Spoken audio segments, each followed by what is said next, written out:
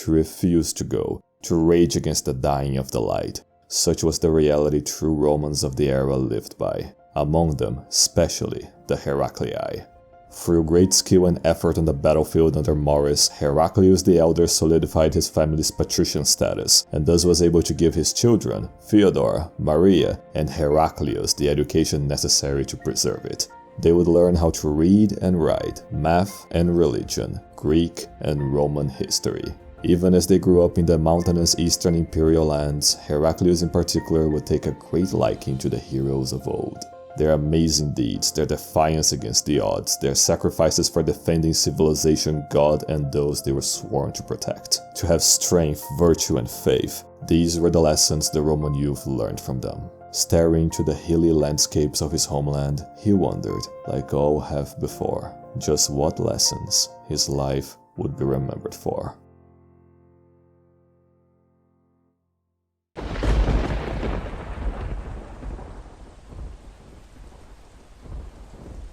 The day Heraclius got the news from the east, he knew what its repercussions would be. Maurus, one of Eastern Rome's greatest emperors, had been usurped and murdered by its single worst one, the usurper Phocas. Patrician or pleb, friend or ally, all agreed Phocas was an incompetent, cruel, ugly as all hell dumb tyrant. He didn't know anything about administration and refused to learn it, killed and purged everyone he was slightly suspicious of, and when Germanus and Constantine plotted to use the greens and the blues to overthrow him, he found out and imprisoned them both. When Khosrow II began devouring the souls of Romans in the east, to pretend he cared, he sent his nephew Domitiolus to lead the eastern armies. And yes, he got all of his legions destroyed by Khosrow, who would then siege and take Dara, destroying the walls Anastasius built to ensure it never resisted chaos again. But Khosrow didn't personally lead his hordes. No, to destroy civilization and Christianity, he conjured his worst minions to do it for him. The four horsemen of the apocalypse: Razad, ordered to defend Inner Persia; Sharaplakan, ordered to support the other demons; Shahin, tasked with killing as many Romans as he could; and Sharvaras, tasked with destroying all vestiges of Christianity. Khosrow II had his horsemen invade both Armenia and Mesopotamia simultaneously. Shahin then defeated Domitiolus at Theodosiopolis, taking most of Armenia, and Sharvaras began sieging many Mesopotamian cities. These losses showed how shit Phocas was at, well, everything, so when Germanus and Constantine tried again to overthrow him, he unleashed his full cruelty. He killed all conspirators and imprisoned Germanus, Constantina, and all of her daughters, torturing every single one of them in the most agonizing way possible, especially Constantina, doing unspeakable things to her, and only after days of endless pain, he ordered them to be murdered. Phocas's degenerate behavior went even further, raping the wives of famous popular patricians he envied, such as Photius, and whenever someone in the crowd joked about his regime, he ordered the entire crowd to be massacred. But it's only so far cruelty can get you, which is why he had used the famous Priscus to bolster his regime. Despite marrying him to his daughter himself, when the blues and greens carried pictures of Priscus and his daughter alongside that of Phocas, he burst in outrage and accused Priscus of trying to outshine him, but couldn't just kill him. Yet.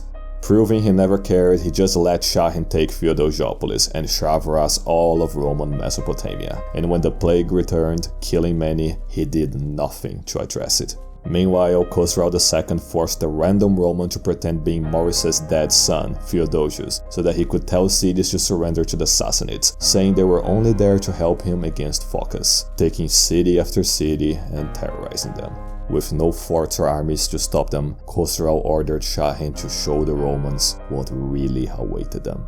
Shahin thus invaded Anatolia, ransacking his way through Cappadocia, defeating another of Phocas's generals, sacking the local city of Caesarea, and just going further and further than any Eastern demon had gone before. Leaving a trail of Roman blood, Shahin had reached Chalcedon, right across Constantinople, terrorizing its populace and making prisoners of those few he didn't kill, as a taste of what's to come.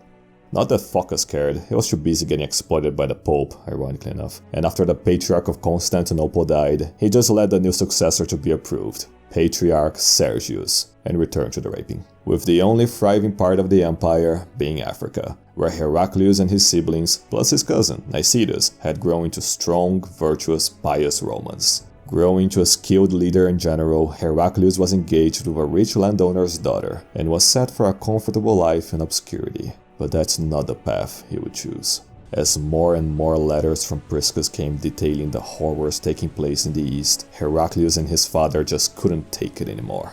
The crimes against Maurus and his family, the negligence over Rome and its people, and the overwhelming threat of the Sassanids had to be avenged, ended, and destroyed for good. As appointed exarch by the last rightful Roman emperor, Maurus, a governorship derived from the old proconsular authority, Heraclius the Elder reminded all that him and his son, as effective consuls, were the last legitimate authorities left in the empire, thus falling to them to avenge the late emperor's life. In open rebellion against Phocas, Heraclius sent Nicetas to sail to Egypt, where with local support he took Alexandria and most of Egypt, cutting the grain supply to Phocas' regime. Instead of abdicating or, defending what was left of the Roman East, Phocas sent the entire Syrian army to go fight Heraclius' forces. For the crime of not wanting to be ruled by a cruel retard, Phocas' generals slaughtered an entire Egyptian city and attacked Alexandria twice, failing twice, and retreating to Constantinople. With the empire crumbling, its major cities began falling into their own civil wars over which side to support. The blues and greens fought each other, the economy began collapsing, the plague continued to spread, and now the Slavs were invading the Balkans again. Among the many suffering were the Jews in the empire, having never quite recovered after what a certain sinful emperor did to them. Their long-suppressed frustrations, coupled with the blatant Satanism of Monophysites, proved prime targets for the Antichrist, who used his long-range dark spells to incite revolts and internal conflicts through them. The Monophysites and Jews thus began violently revolting against the local cities, killing many Orthodox Romans, and professing sympathies with the Sassanids. With Phocas leaving Syria completely defenseless, Sharvaras charged forward and raided nearby Antioch. Nicetas, seeing the mess over Syria-Palestina, he took it over before Sharvaras could. And now the moment to save the capital had arrived. After putting a depiction of its traditional protectress, the Virgin Mary, on his ship, Heraclius rallied the African legions under his command, plus some civilized Moorish allies, and sailed towards destiny. Sailing through the Mediterranean, Heraclius' fleet landed on the Bosphorus, getting welcomed and joined by the locals sick of Phocas' bullshit, getting attacked by the usurper's far larger fleet and defeating them anyway. Much like when Phocas revolted against Maurus, when Heraclius suddenly showed up near the capital, Phocas hadn't had enough time to man the Theodosian walls, leaving him defenseless. Monitoring the situation, Khosrow II couldn't allow the useful idiot to lose. So using the same Eastern satanic magic, he tried to get a hold of Priscus, but fighting it off, all it did was make him really sick, and unable to do anything during these events. With Heraclius' men entering Constantinople, Phocas demanded the leaderless excubators to defend him and go kill Heraclius.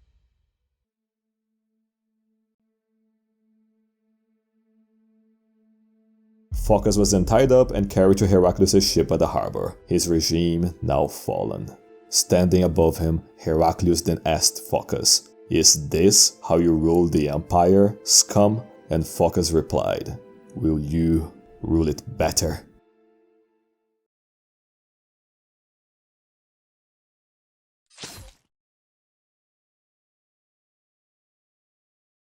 Heraclius then chopped Phocas' cock and balls off for raping Phocas' wife, then his right arm for Commentiolus, his left arm for Constantina and her children, his right leg for Germanus, his left leg for Narses, and then his head for the rightful Emperor Maurus and the Roman people.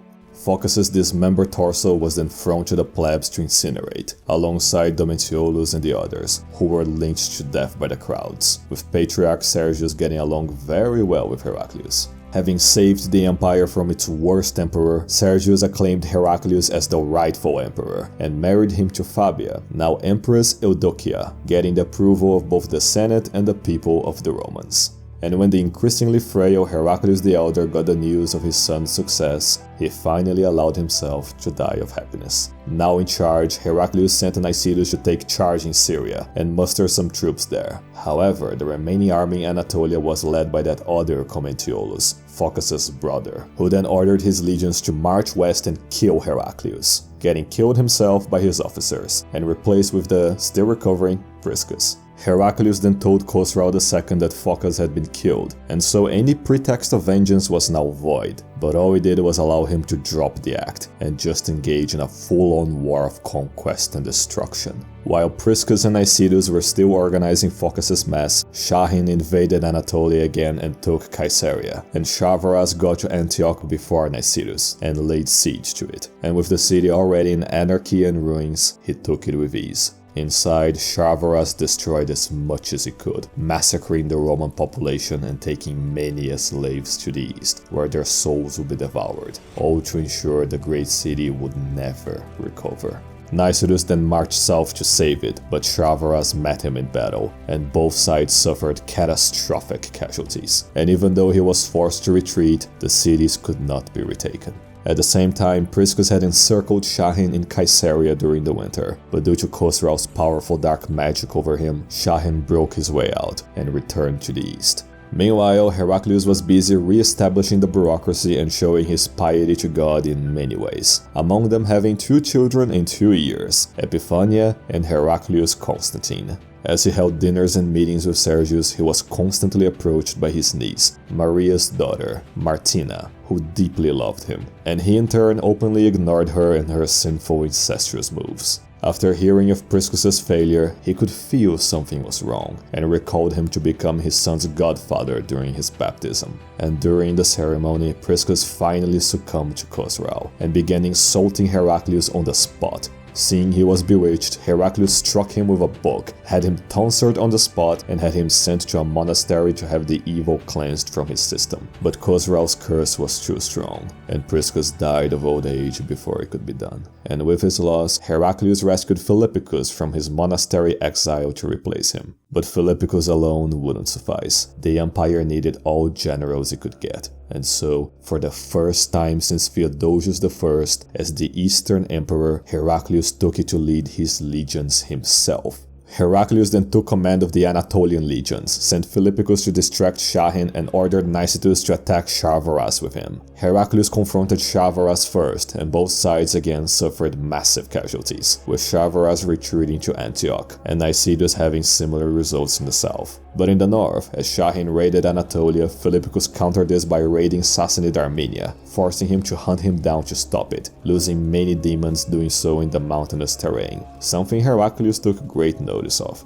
However, due to the lack of any friendly forts in Syria and the pro-Sassanid agitation, Heraclius and Nicetus had to retreat to Anatolia and Egypt respectively. Chavaras then seized the chance to take cities like Damascus and marched south, conquering all cities in his path with the help of the Monophysites and Jews. But his main objective was quite obvious. Of all cities in the Levant, Chavaras headed straight for the birthplace of Christianity, Jerusalem. With his hordes and a sizable volunteer Jewish contingent, Chavaras took the holy city and installed the bewitched Jews and Monophysites in power. And when the local Orthodox Romans dared resist the occupation, Chavaras unleashed his full fury. He savagely slaughtered all Romans on the streets, targeting priests and nuns above all, destroyed most buildings in the city, and enslaved whatever few were unlucky enough to survive. After destroying all churches and killing 90,000 Romans, Chavaras arrived at the Church of the Holy Sepulchre, the church built by Constantine and his mother Saint Helena over the tomb of Jesus Christ. Now at the heart of Christianity, the Sassanids' own variation of pagan satanic worship, Zoroastrianism, stepped forth to the stage. Zoroastrianism preached the existence of two fundamental deities and domains, God's order and Satan's chaos. And for their beloved chaos to triumph, the devils required that which had long since been kept safe within that sacred church. Losing his patience as he got closer to it, Chavaras tortured and killed all priests and monks who refused to reveal where the location of that ancient relic was, until the weakest among them broke and told him at last. In their adoration of evil, the Zoroastrian Sassanids came to worship fire, destructive, chaotic fire, closer as they ever were now to incinerate it all. The holiest church in the world was thus set ablaze, all remaining tortured survivors burning alive inside. But the true atrocity was what now laid at the hands of pagan barbarian scum. The true cross, Jesus Christ's cross. The half of it Saint Helena had left in Jerusalem. And along with him, he brought the Patriarch of Jerusalem, who he enslaved alongside 37,000 Romans, sending them all with it to Ctesiphon. The destruction of Jerusalem and loss of half of the true cross so weakened Christianity that Khosrow's satanic magic grew to become nearly unstoppable. Wasting no time, Khosrow immediately attacked Eudokia, giving her such a strong epileptic attack she died immediately after. During his moment of weakness and sorrow, Heraclius was next in Khosrow's attack, and tried forcing him to renounce Jesus Christ as his Lord and Savior. But Heraclius, after a long struggle, refused to give in, and emerged from the attempt as pious as ever. However, to permanently fortify his soul against Eastern satanic magic, he had to permanently immunize himself with some lesser sin in its place, with the one at hand for the widower being incest. Patriarch Sergius quickly understood the dilemma, and married the incestuous couple together, and even though it was better than Anastasius' curse, it would still have its costs. Indeed, for the cost of resisting the Antichrist being the premature death of all children the couple had together, except the third one, a deaf mute, who also died. But great emperors rarely had time for self-pity. With Phocas having left the Balkans defenseless, the Slavs almost completely took over Illyria and most of Greece, trying again to take Thessalonica, failing again, instead resorting to building ships and raiding some Aegean islands. But the Slavs were nothing but the Avars bitches at this point, and while they turned into Priscus's bitches recently, they had partially recovered, invading the empire and resuming control over the Slavs. And it was right then that the Visigoths invaded the remains of reconquered Hispania, never to be retaken, though it didn't work out that well for them. While in Italy, the Lombards were still shit at sieging. There was a revolt in Ravenna near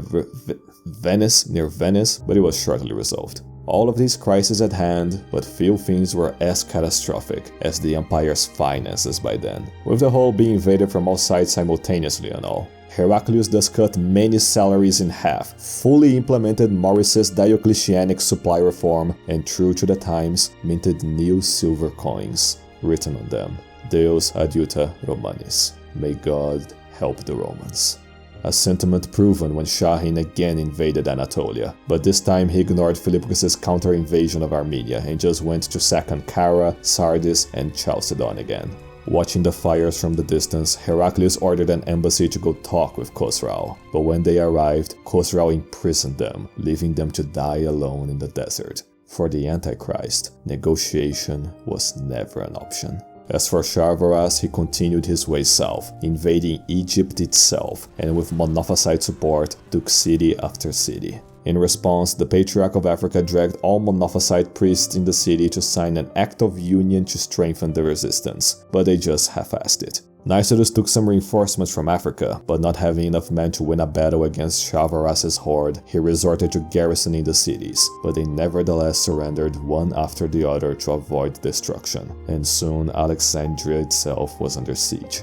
And they would have resisted were it not for a disgruntled, treacherous pleb, who showed Sharvaras an abandoned waterway that led straight into the city, which he used to infiltrate Alexandria and started killing indiscriminately. Nicetus fled before he could fall, but it didn't change the fact that the Sassanids now had completely taken over Egypt, placed an exclusively Monophysite leadership in power, and cut all grain shipments to the entire empire, which now had been reduced between a scrap of Thrace and the Taurus Mountains. With the fall of Egypt completely assured of victory, Khosrow sent a letter to Heraclius demanding his submission, calling him his vile slave, boasting of the many cities he destroyed and people he killed. But worst of all, he threatened to completely destroy Constantinople, and dared mock Jesus Christ for being unable to escape crucifixion, saying Heraclius would equally fail to escape his fate. Words couldn't describe the despair the Romans were under. The east had fallen to the Sassanids, the west to the Slavs and Avars, Italy and Spain to even more barbarians. Most legions were lost, the holy city had been destroyed by heathens, the grain from Egypt cut off, with the economy in shambles, not a single copper left on the treasury, and Khosrow preparing for a final assault at Constantinople.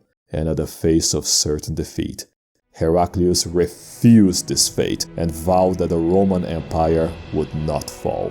With the resolve of ancient heroes, Heraclius raised taxes on everyone, took every loan rich patriots could give, put an end to the free food gibes with the lack of Egyptian grain, and began recruiting every man available for a last-ditch effort to save the world. Heraclius was prepared to do anything to save the Roman Empire, even moving the capital to fucking Carthage of all places. The same care went for the Christian faith, proven when Sergius lended Heraclius the entire wealth of the church to support the war effort. With his blessing, Heraclius and Sergius began melting all golden, silver, and copper goods in the church's possession. Candlesticks, ornaments, thrones, artworks, everything to get the wealth necessary for fighting the war. And eventually, they got it. The resources secured, Heraclius went to meditate in a temple across the Bosphorus, intent on devising the best plan to win the war. After listening to much advice, reading about the past campaigns of emperors like Trajan and the Apostate, together with a thorough reading of Maurice's Strategicon, Heraclius came to realize what had to be done. After such enlightened isolation, Heraclius came up with the ultimate, most intricate and thought-through revolutionary strategy to defeat the Sassanids for good. Ignore everything else, personally invade Persia, and fuck it raw. Immediately after, he called upon all remaining legionaries in the empire to Anatolia and formed a single army. His family he left for Sergius to protect, his capital to his Magister Militum, a general named Bonus, to defend, leaving his wife nowhere, with her tagging along with him in his quest for vengeance. With the full support of the church and embarking on this monumental war against satanic heathens, Heraclius would well earn his reputation as the first crusader.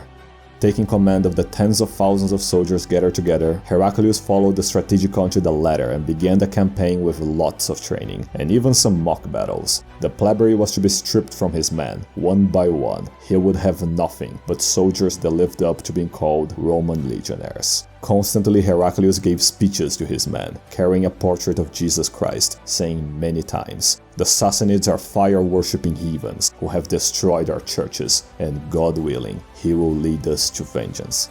But often, after these speeches, Heraclius would be found all alone, drowned in melancholy. And when he was approached and asked what was wrong, he would somberly remind them that this was the last Roman army left in the world. If they lost, everything would fall. Learning of Heraclius' presence, Sharvaras launched a direct invasion of Anatolia, with Heraclius quickly outmaneuvering him into an advantageous Armenian terrain, with Sharvaras pursuing him. With his hordes approaching, Heraclius told his men to act like retards and threw banquet preparations on the battlefield to appear vulnerable. Sharvaras in turn noticed the ambush and tried to make one of his own, but it was discovered. Heraclius trained the legionaries, then fell into position and beat the Sassanids in close combat, expelling Sharvaras from Anatolia, with the first Roman victory in a decade. But instead of following that up, he then heard that the Avars planned to attack Constantinople, and to deal with their new Khan, he went there personally to strike a truce, the Khan agreeing to a meeting at Heraclea. And as he prepared the festivities to meet with the Avar Khan, the Avars launched an ambush to kidnap him, but he was alerted in time, tore off his regalia and rode like a madman to Constantinople, with the frustrated Avars killing and enslaving the party performers. Losing their chance, the Avars agreed to being paid off from causing trouble, and with the western front secured, Heraclius prepared to return to his army and resume the campaign that would decide the empire's fate. Resuming command of his legions, Heraclius planned an audacious strike at the heart of evil, first retaking Theodosiopolis from Shahin and then most of Armenia, destroying a local Sassanid sandcastle and directly invading Persia, heading straight to the cursed desert fortress of Ganzak.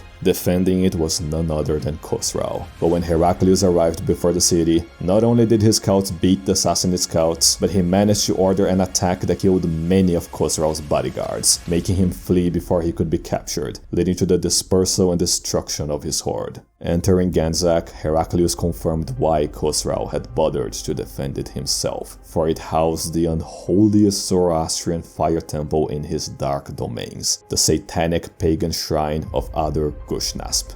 Entering this entropy-worshipping hellhole, Heraclius could feel the primordial evil that birthed Ardashir and his successors in the air around him. The chaos it festered manifesting the most atrocious thoughts, acts, and feelings mortal minds have ever dared entertain. Channeling this evil, to Heraclius' disgust, now being a demonic statue of Khosrow II, depicting him as an abhorrent deity that would one day rule the entire universe as its dark lord. But no more. The evil that sustained the Sassanid tyrants gone with the complete destruction of the shrine, with Heraclius also destroying the birthplace of the demon Zarathustra to completely avenge Jerusalem. Purposefully invading through the eastern mountains, Heraclius rendered the Sassanid numerical and cavalry advantage null and void, even more so after recruiting some Christian mercenaries from the Sassanid-dominated Caucasian lands. Incredible how well this works when you're immune from eastern magic. Martina would keep giving birth to ill-fated products of incest, but that wasn't the only of Heraclius' pains. Indescribably furious, Khosrow ordered all horsemen to attack Heraclius at the same time, keeping only Razad back to protect himself. With Sharaplakan advancing from northern Persia, Shahin from lower Armenia, and Shavaraz catching up in the west, Heraclius chose to face the closest one first. But not until sending some prisoners fed false information to Shavaraz about his location, buying him a lot of time. After evading him north to Lake Savan, Heraclius gave another great holy speech and crushed Sharaplakan's army, sending him fleeing away to the south. Only a couple of days later, Shahin arrived to link up with Sharaplakan. Too late, that is, getting jumped on by the legions and getting utterly routed, fleeing away with his remaining horde. Heraclius then marched to Armenia, where his homesick Caucasian mercenaries left him, which Shahin saw as a chance to attack again, and getting decimated this time. Shahin and what remained of his horde linked up with Shavaraz, who now found Heraclius' true location. Always maneuvering through the mountains, Shavaraz sent 6,000 Sassanids to block Heraclius' paths through them, camping nearby Lake Van,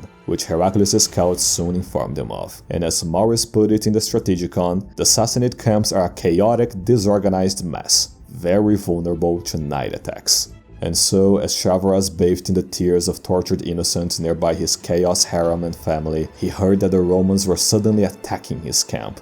Caught completely by surprise, Shavaraz ran away naked into the mountains, leaving his family, men, and chaos harem to be captured by the Romans. After thoroughly humiliating the Sassanids, Heraclius marched west to resupply in the empire. But after regrouping with his horde, Shavaraz had all passages and rivers blocked, destroying all bridges in the region, except one, a very obvious bait. But it would have to do. So when Heraclius' army neared that bridge and Shavaraz ambushed them, Heraclius charged with his cavalry head-on, taking several arrows leading the charge, but never once stopping, carving a bloody path to the bridge. Getting so far ahead, his executors and Bucellari had to catch up with him, at which the frustrated Shavaraz commented to a captured Roman, "Look at your emperor. He fears those arrows no more than with an anvil."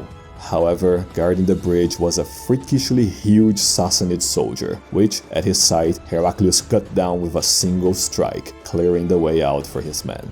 The legions then broke through the dispersed Sassanids, making for the bridge and returning to the empire, even recapturing Amida and Martiopolis on the way. Shavaraz would keep harassing them on the way, but it didn't stop Heraclius and his men from getting to Caesarea. The blow Heraclius had dealt the Sassanids was unfathomable. After beating all armies and horsemen that were thrown in his way, and most of all destroying Khosrow's main source of satanic power, it was now a matter of time of which side would fall first. Khosrow would then give most remaining hordes to Shavaraz, conjured a whole new horde from hell for Shahin with his waning powers, and sent a formal letter to the Avar Khan, together forming a plot to destroy Constantinople. When Heraclius was informed, as much as it pained him to say it, he could not afford to retreat and give Anatolia to the Sassanids. To do so would be to lose the war. Constantinople would be left to defend itself.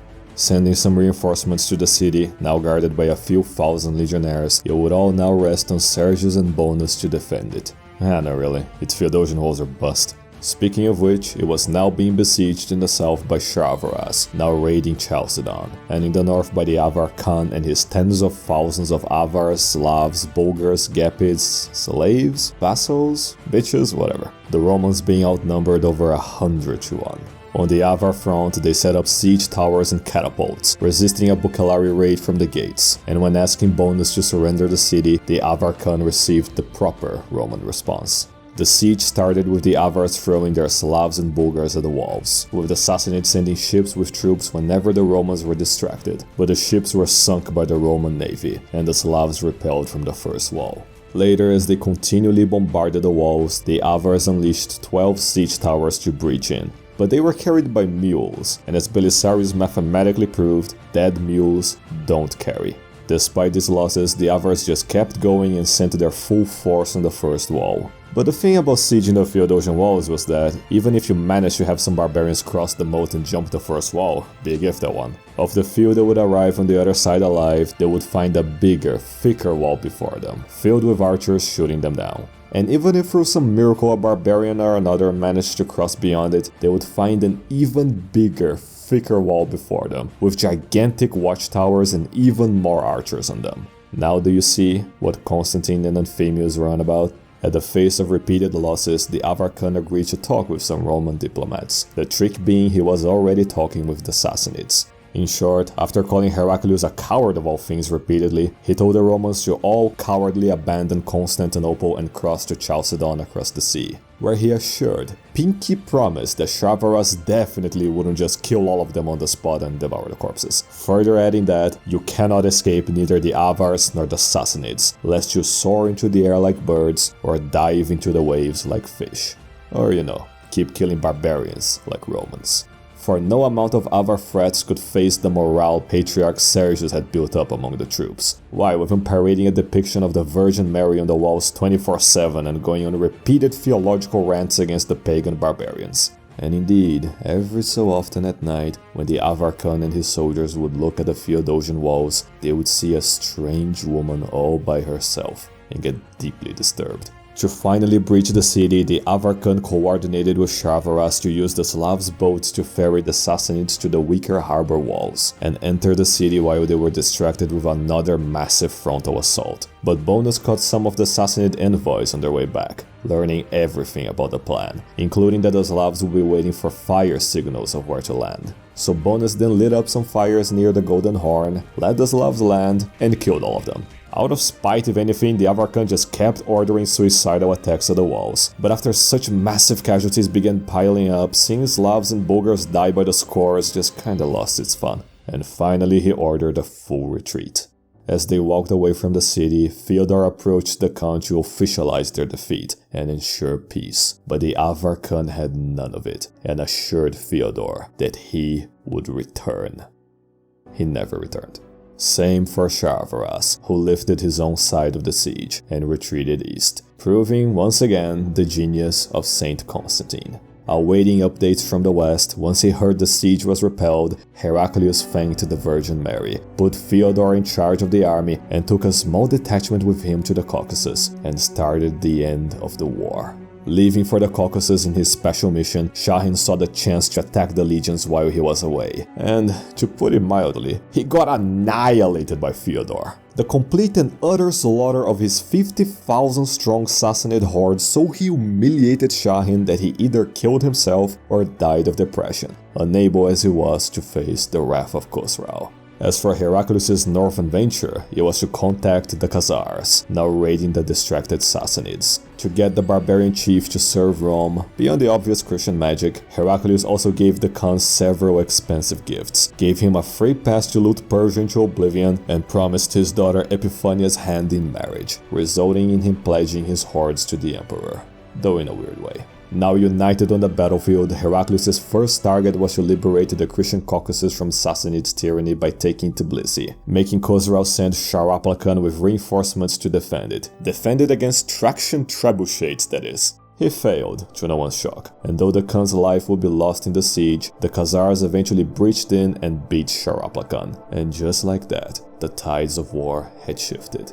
To Heraclius that was all too clear, which is why he had left the Khazars to finish the siege, taking some of them with his legion south, crushing a local Sassanid horde, and invading Mesopotamia yet again. Meanwhile, suffering from his ever weaker state, Khosrow grew ever madder and crueler, dead set on perpetual war. When he heard of Shahin's defeat and death, he ordered his body transported back to Ctesiphon, where he whipped it himself into unrecognizability for his failure. And when Sharaplakan was defeated, he got even madder, so mad that when he learned of Sharvaras's failure to destroy Constantinople, he sent a letter ordering for his officers to kill him, which the Romans intercepted on the way, and gave it to Sharvaras instead. And due to Khosrow's ever weaker grasp on his minions, the indignation made Sharvaras break from his command, and act on his own accord. Telling his horde Khosrow also wished to execute hundreds of officers as well, they revolted against him under Sharvaras, depriving Khosrow of his best general.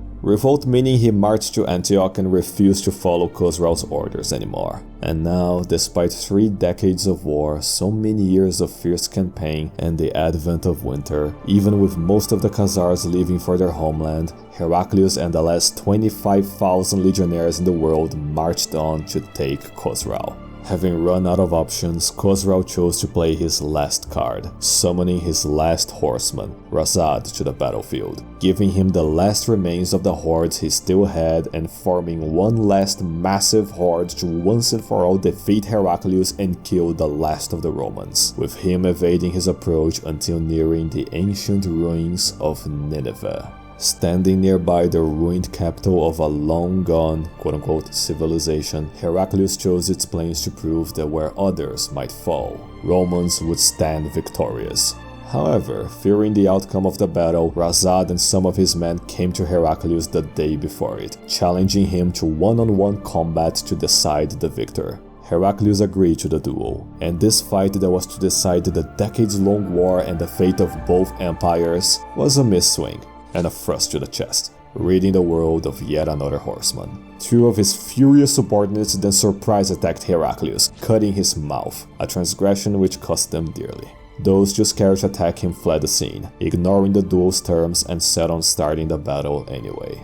The Sassanids then split off into 3 separate hordes to attack the Romans, and having learned some tricks from the barbarian nomads, Heraclius ordered a feigned retreat through the plains, only to then suddenly turn back and charge straight at the Sassanids. The culmination of the war coming down to a foggy, misty morning, diminishing the power of the Sassanid arrows and cavalry, and thus making it all depend on each soldier's resolve and unit cohesion. It all coming down to discipline, the Romans beat the barbarians in battle, sending the survivors fleeing away, destroying the last army Khosrow had.